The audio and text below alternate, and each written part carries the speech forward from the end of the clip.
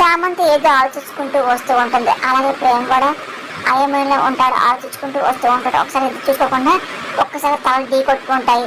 చామంతి బ్యాలెన్స్ తప్పి కింద పడబోతూ ఉంటుంది. అని చెప్పి ప్రేమ కబుకుని పడకుండా పట్టుకుంటూ ఉంటాడు. చామంతి చాలా భయంగా అలాగే ప్రేమ చూస్తూ ఉంటుంది.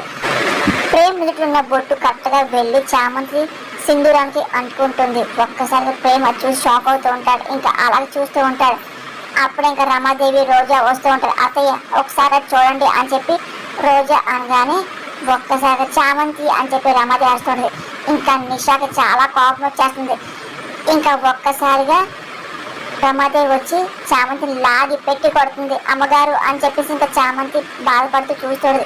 మీకు ఇంకా సిగ్గు శరం అసలు ఏమీ రాలేదా అని అరుస్తూ ఉంటుంది రమాదేవి.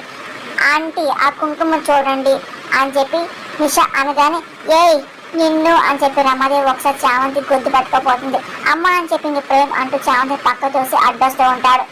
ఏయ్ ఆ పాపిట్ల సింగరు వెంటి నువ్వు పెట్టావా అని చెప్పేసి రమాదేవి అనగానే నేను చూసుకోకుండా రావడం వల్లే ఇది అలా జరిగింది అని చెప్పి ప్రేమ్ నచ్చపే ప్రయత్నం చేస్తూ ఉంటాడు. ముందు ఆ కుంకుమని చెరపవే చెరుపు అని చెప్పి రమాదేవి ఆ మాటలకి చామంతి షాక్ అవుతుంది. ప్రేమ్ ఇంకా ఏం మాట్లాడకపోతుంటాడు.